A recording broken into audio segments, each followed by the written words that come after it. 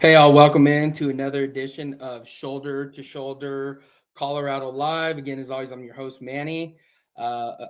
Please make sure to follow on X at Manny_303 and Instagram at 303_Manny. Buffline is always open. Any comments, questions? Again, like always, that number is 970-614-5771. Also, make sure to follow us at the VOCFB on X. Catch us on any podcast, that you guys, platform that you guys, wherever it is that you get it from. So again, as always, thanks for being with us. Without you all, we have no show. So today, we have some a lot to look forward to today. Again, a long weekend. Some news came out, all those kind of things with our buffs in the league. Just some different things. So today, what we'll dive into our Ralphie report.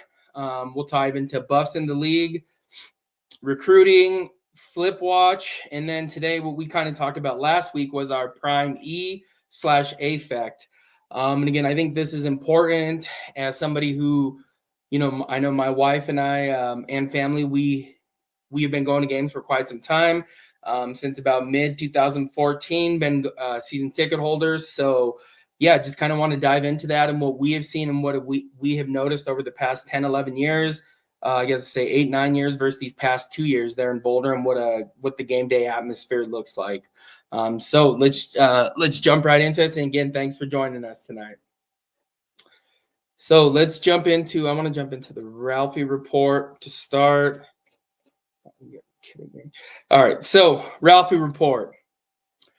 So over the weekend, the Big Ten proposed a playoff expansion to 26 to 28 teams. Again, I've been trying to figure out what I guess I saw this over the weekend and trying to figure out how this would work. What they are trying to, I guess their method to it. But what they said is they want 24 and 2018 playoff models. So a 7-7-5-5-2-2 format that would likely eliminate conference title games. And again, I think that would be great. But again, what you're talking about with 7-7, Big Ten and SEC get 7 teams each. ACC, Big 12 get 5 teams each. And then I guess it would be 2 would be your 2 G5 and 2, what would it be? 2 at-large bids. So again, I don't know how that would work. That seems a little bit excessive. We would have tons of blowout games. But again, we'll see what they come up with. Do I think it works? No. I just don't want to I don't want to see that, I guess, if that makes sense. Just those blowout games, they're tough to watch. So yeah, so we'll keep our eye on that. Again, I don't think there is a perfect solution. I just know anything's better than the BCS format. I seen somebody come out over the this morning talking about how the BCS was a great system and all these different things. Again, I disagree with that. We don't ever, when we get the BCS system, it was 2 teams, and again, biased. It was going by blowouts or how many points you won by. Again, a computer doesn't determine who's the best team. Now, should it be a factor? Possibly. One of the calculations that's needed to dive into if this is, if who should be the best 2 teams. Yes, absolutely. Analytics does play a role in it, but for them to decide completely what that looks like is beyond me. Personally, I like 16 teams. I think that would be a good number. And again, it keeps it exciting, keeps it relevant, I guess. And so, you get your 4 teams that get they get your buys, and then you go from there. I think what they are going to have to figure out, though, is those 4 teams that get a bye, how they get a home playoff game as well. But again, that's sponsorships. You're talking about the Sugar Bowl, right? Cotton Bowl, Rose Bowl, Orange Bowl, Fiesta Bowl, Cotton Bowl. Those bowl games, those sites still need to exist. Again, just they generate tons of revenue. So just something to think about. 24 and 2018 seems a lot. Seems like quite a lot. So we'll keep our eyes peeled on that. But just something that was brought up. And then today I saw Georgia Tech's head coach gave a was talking to the media. They brought something up, and he said, "Well, we can only run 2 plays right now because those are the only 2 plays that we can run with consistency and where everyone knows what they're doing." So essentially, what he is saying is those two plays is like, well, we'll just run those all game long against Colorado. And again, not what he's that's not going to happen by any means. Again, he just didn't sound too optimistic. We know better than that. What kind of head games is he playing there? Those kind of things. But again, it is just interesting because Prime kind of gave a speech today, that I don't have a word for word. I kind of seen it maybe about 30, 40 minutes ago. It was kind of not to that effect, but a little bit like, we have a lot still to prepare for. It's kind of just basic media talk, but we'll bring that to you guys on Wednesday as well. But yeah, just something to keep our eyes on with Georgia Tech and see what really does happen. Because again, none of us really expect that to happen where you're running 2 plays a whole college football game. This is not, when you used to watch Air Force and Air Force, Army, Navy play. We're not in that. So they're going to run more plays than 2. But he did not seem very happy about that. So just something to think about. Buffs in the league. So yeah, some news came out over the weekend, and again, not to don't love hitting a ton on these guys, but again, one of our guys, Shador, whatever it is that is going on there in Cleveland, it's a problem.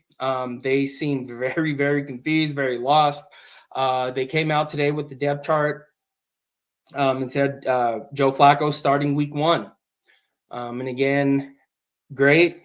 I kind of saw that coming, regardless of what I thought. What we saw a couple weeks ago, what Shador did in preseason against the Panthers, he lit it up. But Joe Flacco was named the starter today. He will be starting week 1. Dylan Gabriel played this weekend, played a good chunk of game. He was 13 of 18, finished with 143 yards, an interception, and a lost fumble. And again, I do not wish anything bad upon Dylan Gabriel. None of these kids. Again, they're still young men at the end of the day. But that performance, I saw a lot, when we get onto social media and all these different places, people defending him saying, well, that interception was not his fault. That fumble was not his fault. He actually had a really good game. So again, it's just, just it's almost like Shador, regardless of what he does, right? So we saw little over a week ago, he lit that place up, had a great game, monster game, and everybody says, well, it's just preseason. Where now, you turn the tables a little bit, and the other side of it's now saying, well, Dylan Gabriel did not play bad. It really was not his fault. So it does make you wonder how much of this is for clickbait, how much of this is for people just not liking Shador, knowing that these kind of things sell. And again, I would lean more towards that way, that side of things. But I mean, it wasn't. He had a couple nice throws, honestly, but it's just, how do you win this fight? And I hate to call it a fight for Shador, but it's an uphill battle at this point against the media, against everybody. And again, right now it does sell, but to compare that performance as good, I even saw some individuals saying that it was a better performance, that he had a solid outing. Nowhere near that. Nowhere near that. You have 2 turnovers, right? An interception that's a pick 6 goes back. You have 2 receivers in the same area, and again, the tight end did put his hands down, but I mean, you threw an interception, you threw pick six, and you lost a fumble. Didn't happen with Shador, wasn't even close. 2 touchdown passes, lit it up. I just think those 2 performances are night and day difference from each other. So that was pretty frustrating to me. I know that, just reading through those things was a struggle. So we'll see what they do there. But again, and like we've talked about, if they're not going to play Shador, do whatever it is, they need to find somebody. They need to go ahead and find somebody, a team that is willing to give him enough reps to develop him in practice. Because again, if you look at the odd man out, Stefanski just said, the head coach of the Browns last week just said, we're not going to carry 4 quarterbacks on the roster. So again, it would be I kind of see the writing on the wall right now. And again, the team that picks Shador up, develops him, yeah, they're gonna have a quarterback moving forward. So whomever it may be, just off the top of my head, just thinking of a couple teams that could use him. New Orleans, the Saints, that would be a good landing spot for him. And again, I know they drafted Tyler Shook, but does not look good right now. And again, it is preseason. I understand that. I think most of us do, but yeah, he has an actual, he's better than Tyler Shook. So we'll just be completely honest there. I think a good place for him to develop. You look at the Raiders, sit behind Geno Smith for a year or two. There's tons of different options out there, tons of different places, but immediately play, that would be New Orleans. You start, I'm trying to think of a couple other places, where he would have some success to be able to sit or possibly even push for a starting job. You might even be at this point though, in the preseason where pushing for a starting position is not going to happen just because the playbook, just learning those kind of things. The NFL game is, like we've talked about, the NFL game is much different than college. And then again, even the preseason. So we'll see what he does. But yeah, I do agree. If the tables were turned and this was Shador that played like this, you wouldn't hear the end of it. Well, he should know not to throw at a, two different, that area is clogged. You need to move on. There's two receivers running a route there, meaning there's two corners. So, or two defenders there. So it would have completely turned upside down. It's almost like when Shador steps on the field, he has to be perfect. And again, it does feel that way. It does look that way. So we'll see what happens with Shador moving forward. But again, at this point, there are some better options for Shador. Someone needs to, whoever does get him is going to have the future franchise, the future face of the franchise at quarterback. So whoever that may be. But again, that's just something to keep our eyes on as this week goes on. Again, they drop from, what is it, 90 something down to your 56-man roster. And one of those is an emergency quarterback. So, or is it 53-man roster. It's 54 because you have that emergency quarterback on game day. So we'll see where Shador ends up. But again, and almost the Browns have botched this since day one. So again, nothing but we'll see where Shador ends up. Again, for the sake of all of us, that might be better if he ends up somewhere else. So that way we don't have to watch the Cleveland Browns play football. So just something to keep our eyes on. And again, I don't want to watch a ton of Brown games. So another person who set up, our guy BJ Green, Edge BJ Green. Those of you who follow Pro Football Focus, they released their PFF grades for the week. BJ Green had 5 QB pressures, 81.8 pass rush grade, and a 29% win rate. That 29% win rate is pretty high. I think the league average is around like 10 to 12%, but that is a massive day for BJ Green. I'm really excited to see what he does. I'm hopeful he makes a team there. You have him and Travis Hunter out there, and hopefully the Shark, Simon Craig makes the team. You'd have 3 buffs out there, so we'll see. Yeah, real excited for BJ Green this past week and had a big week in there in Jacksonville. So let's move on. I wanted to talk, let's see, recruiting. So some visits that are coming in. Let me pull that graphic up for you all. Really good. A good weekend is shaping up for September 27th. So we have another player coming in to visit. So if you look right there, Braden Allen, wide receiver, Lafayette, Louisiana. Just a little bit about him. 3-star wide receiver. And again, he is currently committed to Tulane. So I know we talked about him a couple weeks ago. So he now has a scheduled visit to Boulder on September 27th, again for the game against BYU. Communication between Allen and the Colorado staff, including wide receiver coach Jason Phillips, director of player personnel Corey Phillips, has been consistent. Allen has he also though has scheduled an official visit to Oklahoma. But again, you get those dudes on campus, get them there. see one of the game atmospheres. And again, that BYU game, that place, Folsom's going to be rocking for that game as well. Yeah, I'm thrilled for this. These receivers these players, they're all starting to trickling in. And again, I did have his. Let me see. But again, he's not. I believe he's 6'1", 175. I couldn't, off the top of my head, cannot remember. But he is one. He's one that would be a big get for Colorado. And again, you have a team like Oklahoma going after him as well. So we'll see how that goes. But September 27th, shaking up to be a really big weekend. So again, if you plan to go to any game, that might be the one you want to go to, because that is where the Buffs are starting to line up. This is where the Buffs are starting to line up their big recruiting weekend. So we'll see who else they can get in there for that weekend. But again, should be a big weekend for the Buffs there. Let's move on to Flip Watch. So I've talked about this. Let me pull this up.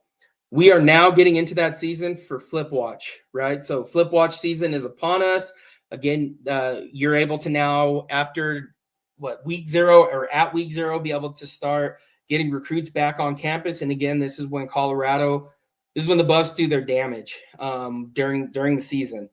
So we'll see how many official visits they have. They have a couple that just as of now, these are the individuals right now that are on Flip Watch. So Braden Allen, like we just talked about, again, 3-star receiver, Lafayette, Louisiana. Our next one is Ben Duncombe. So this guy, 3-star defensive lineman out of Austin, Texas. He is committed right now to Kentucky, but reports indicate that Colorado and other schools are attempting to flip him. He is a versatile defensive lineman with good size and athleticism. We'll start to hear a little bit more about him as the season goes on, as far as other schools interested in him. Again, this is just one we keep our eye on as well. That was brought up. So Ba, that we talked about, from Germantown, Tennessee. We talked about him a couple weeks ago, but he is right now committed to Wisconsin. Defensive lineman, 6'3", 275 pound, 3-star. Reportedly, so he is a target of Colorado. News from early August suggests both Colorado and Penn State are trying to flip him. So again, we always are talking about, we want these 4 and 5-star recruits coming in. These 3 stars, again, they are going to build your roster.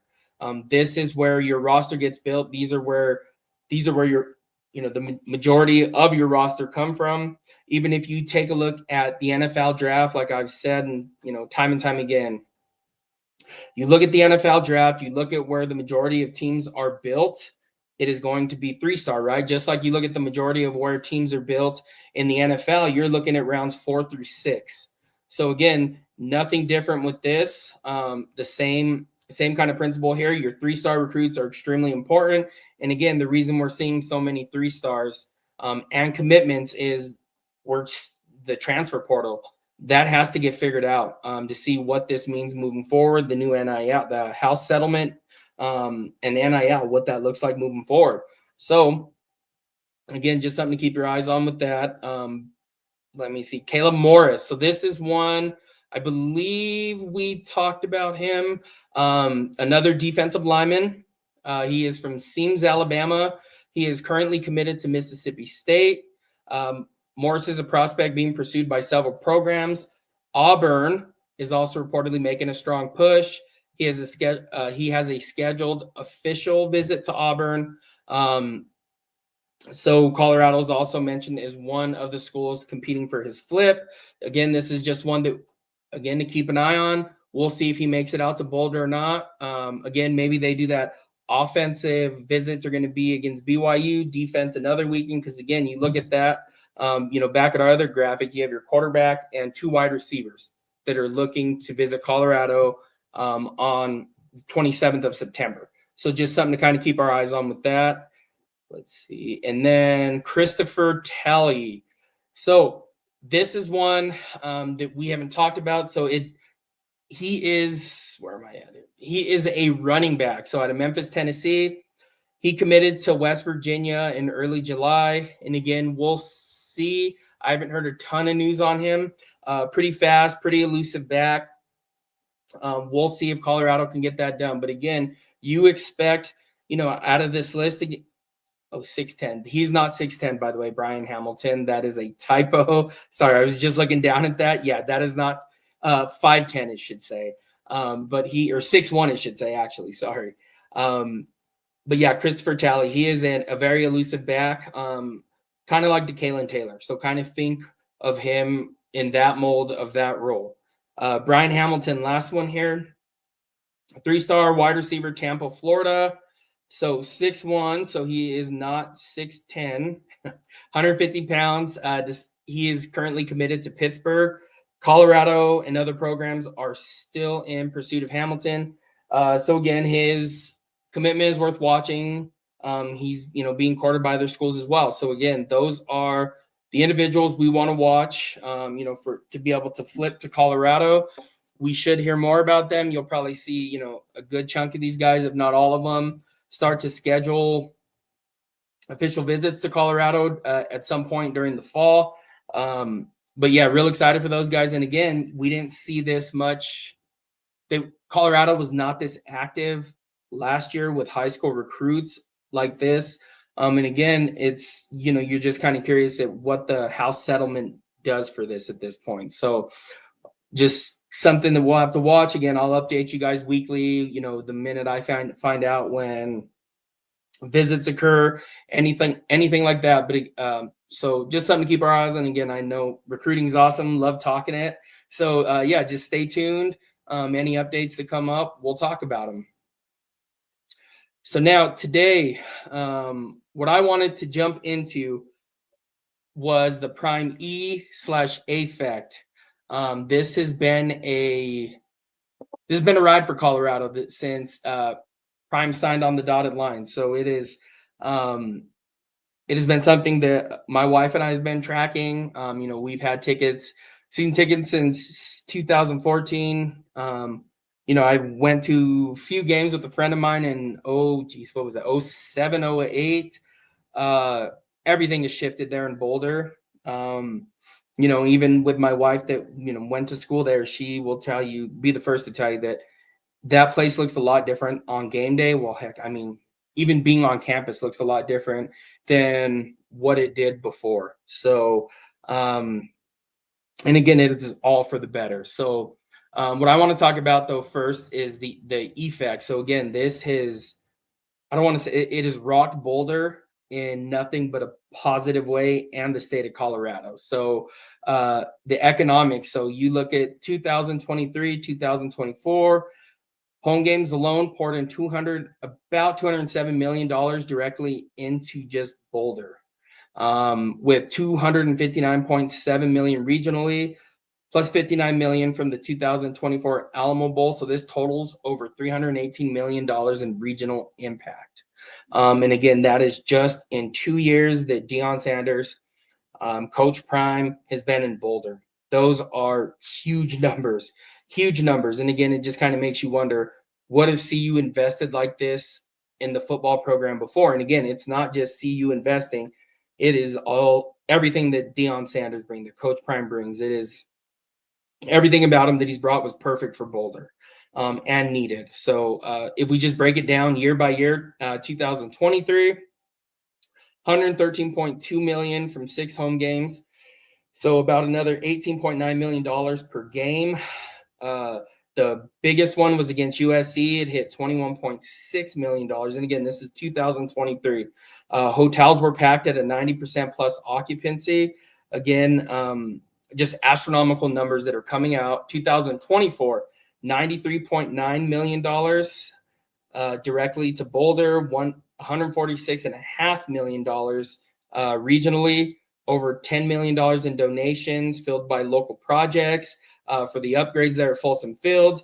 One that I would like to see is when they score a touchdown and the lights start to flicker and turn off and all that kind of stuff. they really need to invest in that, but we'll see what that looks like. Just my personal preference would make it really cool. But just the takeaway from it, game days turn Boulder into an economic hotspot, boosting jobs and small businesses. Um, you know, everywhere you go there, there's prime, the prime effect that it's had on there. It is everywhere. You see, even the buff there. There's a logo there with the blenders on, the chains on, all those kind of things. I mean, it has made a huge difference there in Boulder, state of Colorado. Even there's, like we talked about last week, which we did have on Friday, was our Taco Bell box. Oh man, I should have put a picture up here, but we had our Taco Bell box, like really, really cool. The food is really good too. We got Jordan's Seton cups. Hoping to get a Julian Lewis one here soon. So, but that was really cool. And the family and I, we went out and got those. I think they're called buff boxes actually. So, financially though, so the 23, so the fiscal year of 23-24, athletic revenue hit $260 million, flipping a $9.9 million deficit in the fiscal year of 2023 to an $8.2 million profit in 2024. That is an $18 million swing. And again, it's not, it doesn't shock me, it shouldn't shock you, but at the same time, to think that Colorado football was operating in the negative, or even the revenue, I should say, in general, just with Colorado football, it didn't sit well. I guess I never really chunked it out like that, like, oh, the football team. But again, we look at the year before Prime got here, and that was bad. There was like basically nobody in the stands. You can get a ticket for cheap, basically for free at that point. But again, that was the program was in dire need of, some new blood, something to kickstart it. So fiscal year of 2024, so fiscal year of 2023, $117 million, still in the red before Sanders, Deion's full impact. And again, like Rick George said, he didn't even have the money to pay him. They would figure it out. They put all their eggs in one basket, and and again, they cashed in. So they are, they hit the jackpot with that, with hiring Deion. Fiscal year of 2024, it was a record setting, $146.6 million. Football ticket sales at 31.2 million. This doubled the prior records. And again, let me repeat, doubled the prior records set. Sponsorships up 51% to $10.7 million. Football revenue reached $64.7 million. And again, that is that $50 million that we talked about with the House settlement once you're above that. So Colorado operates above that. And again, we would only think that it operates above that moving forward, with Deion Sanders there. And again, signing that new contract, that wouldn't have happened years ago. But he saved the football program again, just to take that away. He saved the football program, may, in a sense, save some of the athletics that were in danger of being cut just because of the how they were operating. They're operating in the red. Deion's arrival may have saved some of the different athletics, whatever it may be, right? Title IX, all those things. It has saved a lot of different programs there. So the enrollment growth. Now, this is something, that we've talked about. So combined in fall 2023-24, enrollment grew to 38,428. So this is up about 1,200 plus students.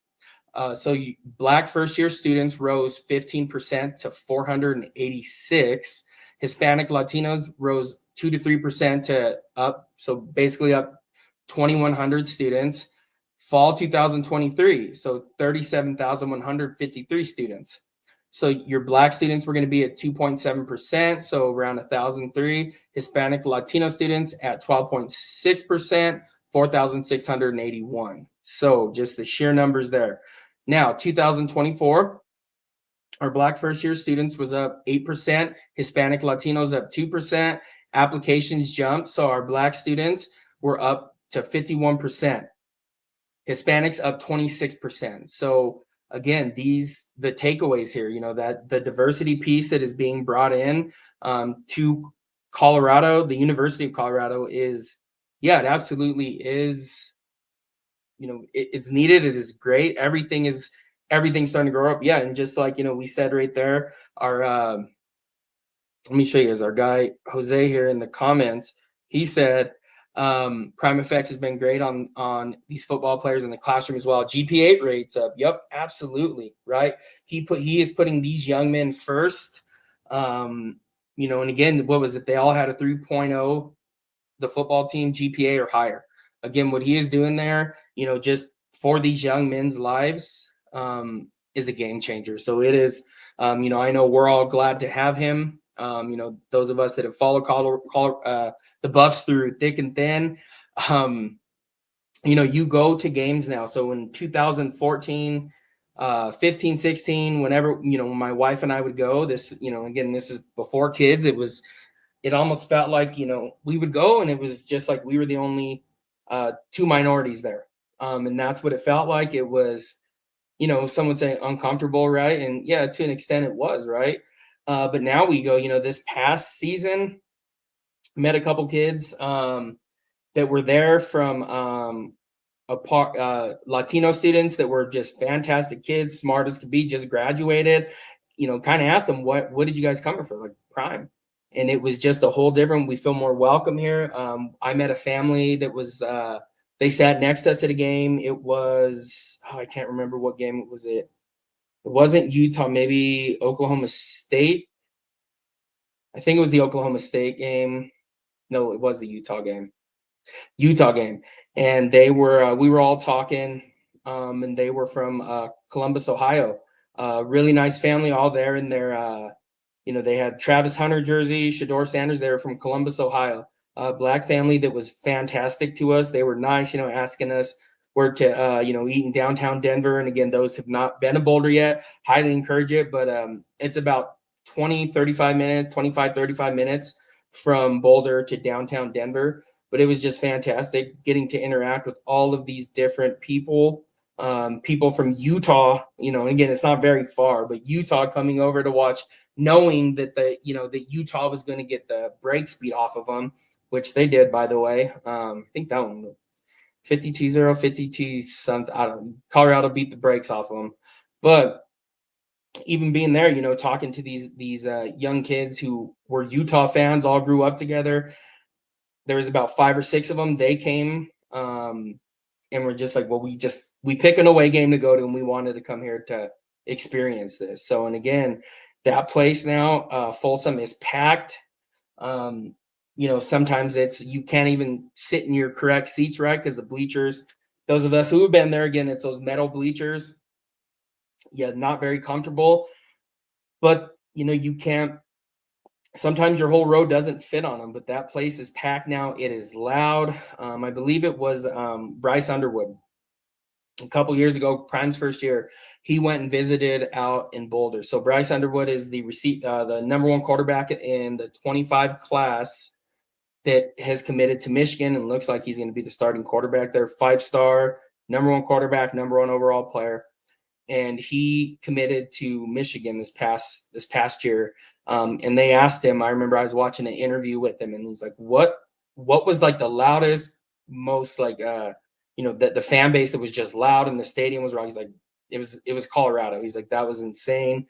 I can bring his words on next time about what he actually said, but that was shocking to me, right? Because I thought he was going to say like, oh, it was Ohio State, it was Michigan, Penn State. And he's like, no, it was Colorado. That place was wild. So just those kind of things, you would never, that shocked me. And you would never think to hear those kind of things coming about Folsom. So, and again, just goes to show you, we have now seen that the field is now, it's field turf. That thing looks amazing.